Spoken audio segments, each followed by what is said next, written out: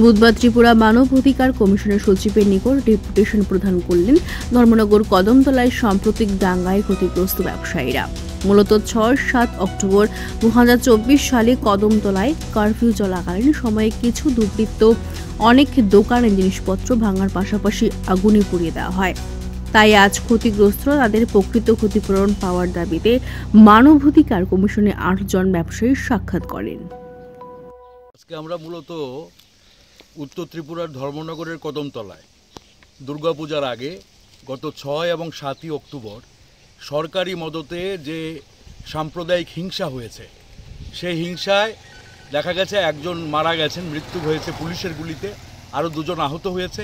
আর ওই বাজারে মানে দোকানপাট যেগুলি ছিল, মোটামুটি সমস্ত দোকানপাট লুটপাট হয়েছে, আগুন দিয়ে পুড়িয়ে দেওয়া হয়েছে এবং মানুষ সর্বশান্ত হয়েছে।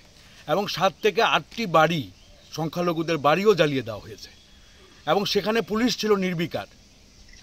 তো এখন দেখা গেল যারা ক্ষতিগ্রস্ত হয়েছে, দোকানপাট যাদের নষ্ট হয়েছে, এরকম আজকে এখানে 8টি দোকানদার এখানে এসছেন মানবাধিকার কমিশনে।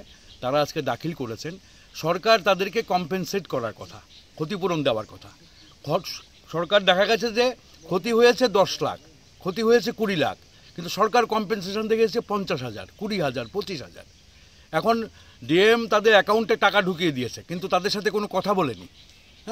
তো এখন প্রশ্ন হচ্ছে যে আমার তো এটা কোনোভাবেই, যে আমার জীবন জীবিকা দুটোই নষ্ট হয়েছে, যেগুলো আমার মৌলিক অধিকার। কাজেই সরকার এবং রাষ্ট্রের দায়িত্ব আজকে মানুষকে সঠিকভাবে তাকে ক্ষতিপূরণ দেওয়া। কাজেই সাংবিধানিকভাবে তারা যাতে ন্যায্য ক্ষতিপূরণ পায়।